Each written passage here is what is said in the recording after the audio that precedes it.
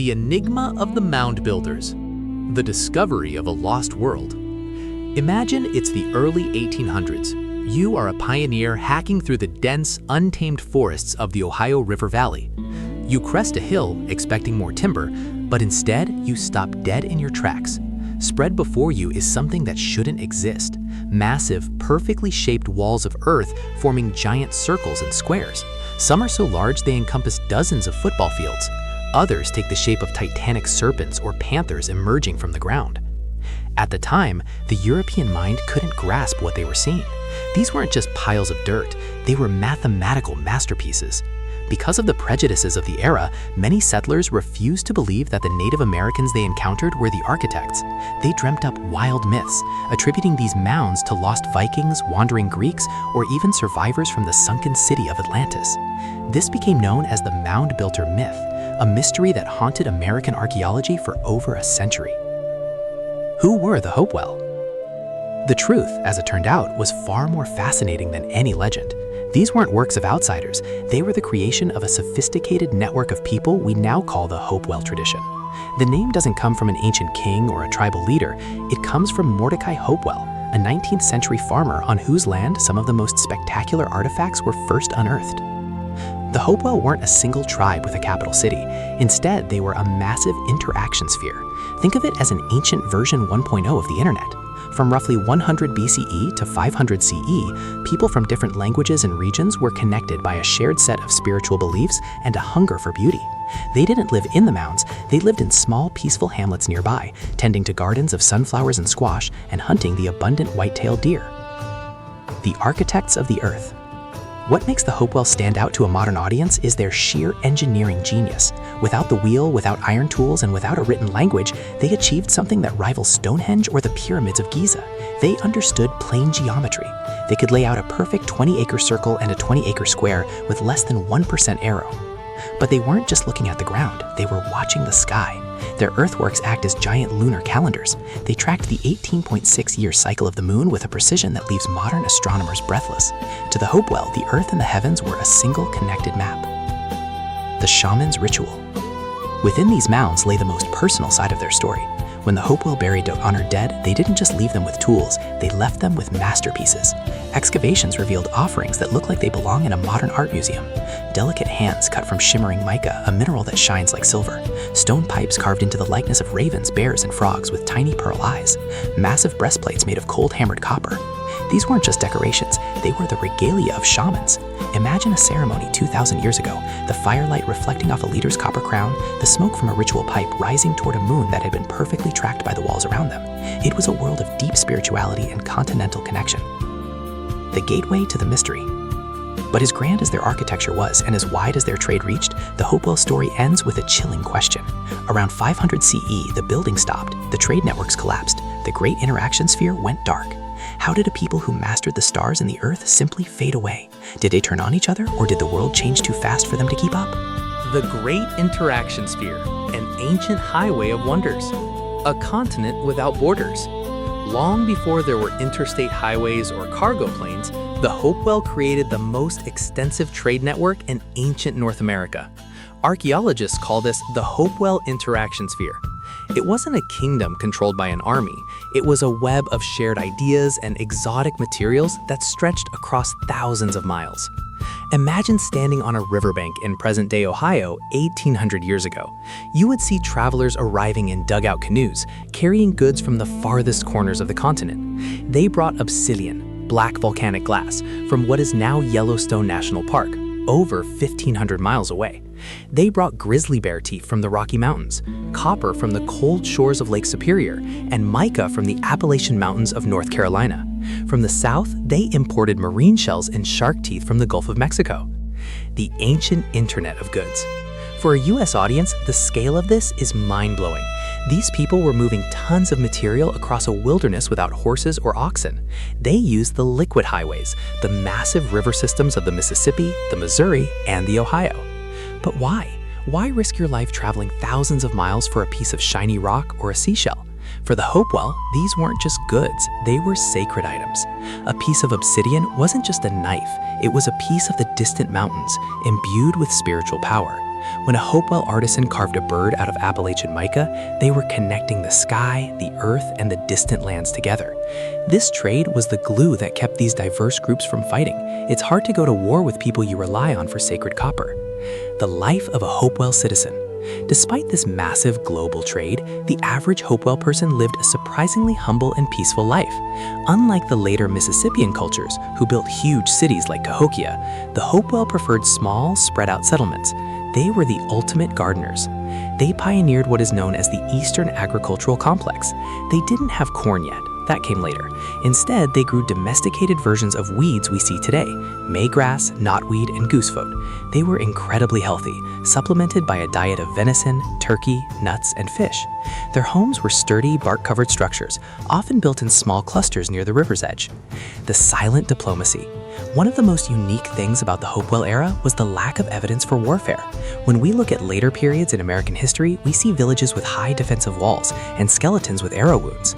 But in the Hopewell heartland, these are rare. It seems they practiced the form of silent diplomacy. The earthworks weren't forts, they were neutral ground. These massive geometric sites acted like ancient convention centers or cathedrals, where different groups met to trade, marry, and bury their dead in peace. It was a golden age of cooperation that defined the American landscape for 5 centuries.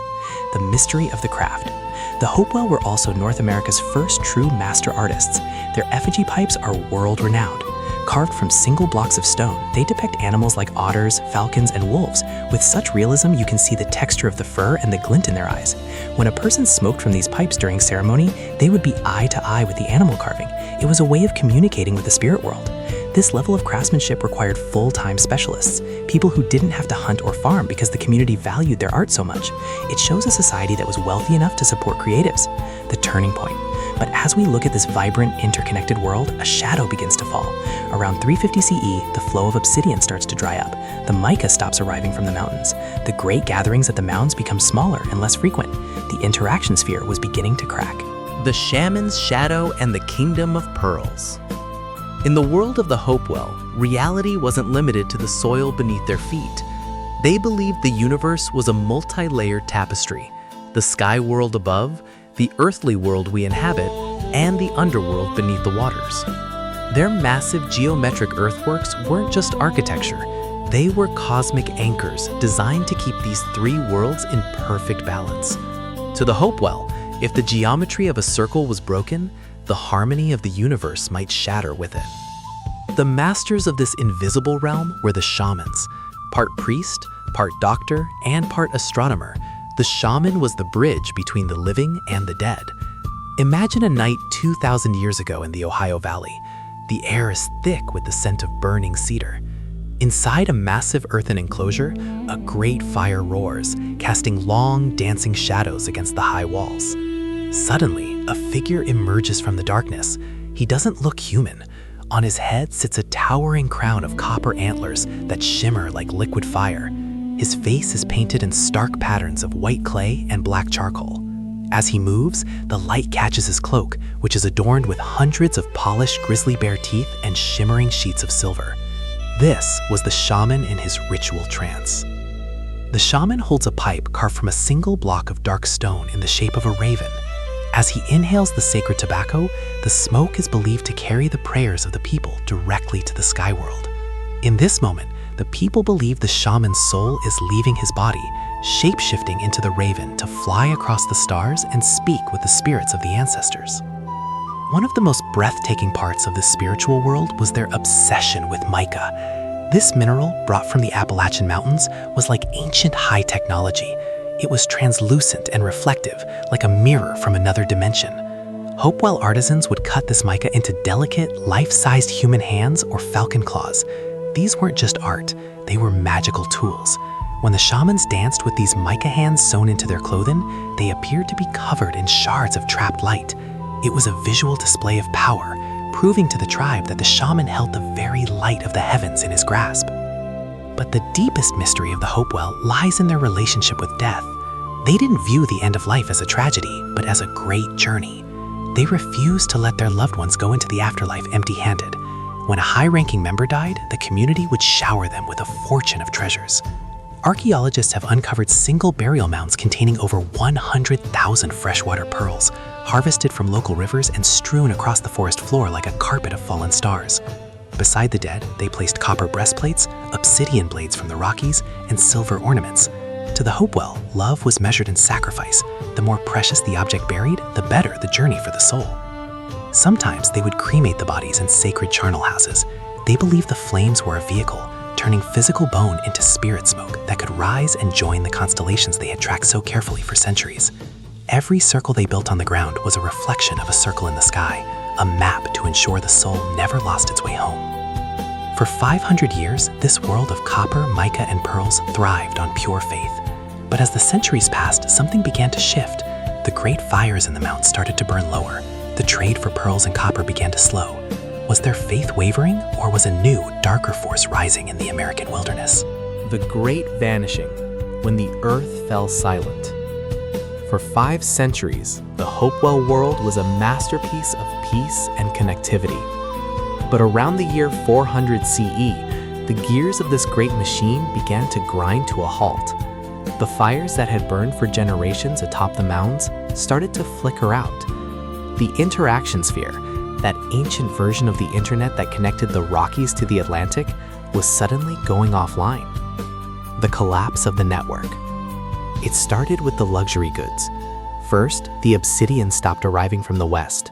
The volcanic glass that had been a staple of their sacred ceremonies vanished from the archaeological record. Then, the mica from the mountains and the shells from the Gulf grew scarce. It was as if a global supply chain had snapped. For a US audience, this is the ultimate collapse mystery. Why did it happen? There are no signs of a massive earthquake, no evidence of a sudden Viking plague, and no burnt cities to suggest an invasion. Instead, it was a cultural fading. The people didn't disappear, but the tradition did. The invention of death, the bow and arrow. One of the most chilling theories involves a technological revolution, the arrival of the bow and arrow. For most of the Hopewell era, hunters used the atlatl, or spear thrower. It was a weapon of the open woods, used for hunting deer. But the bow and arrow changed the nature of human interaction. It was faster, more stealthy, and far more lethal in human conflict. As this technology spread, we see a dramatic shift in how people lived. The peaceful, open hamlets were abandoned. For the first time, we see villages being built on high, easily defensible hilltops.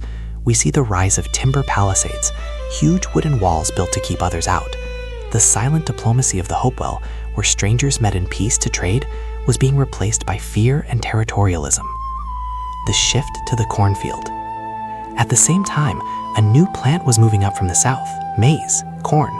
While it sounds harmless, corn changed everything. Unlike the garden-style crops the Hopewell had grown for centuries, corn required massive fields and intense labor. It allowed populations to explode, but it also made land much more valuable. Suddenly, people weren't traveling 1,000 miles to trade for shiny rocks anymore. They were staying home to guard their cornfields. The spiritual connection to the stars and the mounds was being replaced by the practical, grueling reality of large-scale farming.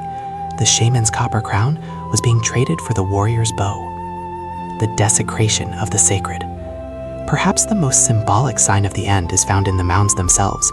In the final years of the Hopewell era, we see a strange phenomenon. The massive geometric enclosures, once kept perfectly clean for sacred rituals, began to be used for everyday trash or haphazard burials. The sacred geometry was no longer being maintained. The lunar calendars were forgotten. It was as if the children had forgotten the language of their grandparents. By 500 CE, the Hopewell tradition was gone. The people who remained were still the descendants of the mound builders, but they had become different. They were more isolated, more defensive, and more focused on the soil than the sky. The Great Hopewell Road was reclaimed by the forest, and the massive earthen circles became silent ghosts in the wilderness. The final question: did they leave behind a warning, or was their ending simply the natural cycle of all great civilizations? As the sun set on the Hopewell era, the stage was being set for the next great American empire, the Mississippians. But the world would never again see a culture quite as obsessed with the harmony of the earth and the heavens. The Resurrection, a legacy written in earth. When the Hopewell finally walked away from their grand geometric masterpieces, nature began the long process of reclaiming the land. For over 1,000 years, the massive circles and squares of the Ohio Valley were swallowed by the deep green of the American wilderness. oak and maple roots twisted through the earthworks, anchoring their history into the soil. The world forgot who had built them. Even the early American settlers, who cleared the forests for farms, often had no idea they were plowing over the remnants of a glorious civilization. But the truth has a way of rising to the surface. In the 19th century, when the light of modern archaeology finally touched these hidden mounds, the world was stunned. As exquisite mica hands and copper crowns were pulled from the earth, the scientific community realized that the indigenous people of North America were not just nomadic hunters, they were master architects and astronomers who had mapped the very heavens onto the forest floor.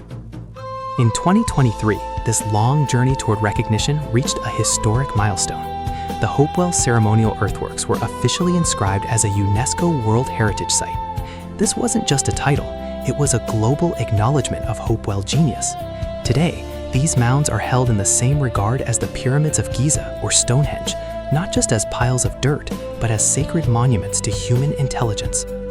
However, the greatest legacy of the Hopewell isn't found in metals or tiles, it's found in their philosophy. They taught us that progress doesn't have to mean bloody conquest or massive skyscrapers. They proved that it was possible to build a continental network based on shared beliefs and peaceful trade. They showed us how to live in harmony with the rhythm of the seasons and the cycles of the moon, rather than fighting against nature.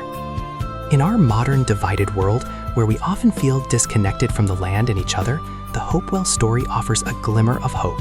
They remind us that human greatness is measured not by what we take from the earth, but by the beauty and balance we leave behind. Today, if you stand in the quiet valleys of Ohio as the sun sets over the great earthen circles, you can almost feel the presence of the past. The Hopewell are gone, but their footprints are permanently etched into the landscape. They once drew a map of the stars on the ground, perhaps to guide their own souls, or perhaps to guide ours. The next time you look up at a full moon, remember the silent geometers who watched that same moon 2,000 years ago and saw a universe of perfect harmony. The Epic of the Mounds teaches us one final lesson. People may fade into history, but the beauty they create and the faith they hold can remain immortal.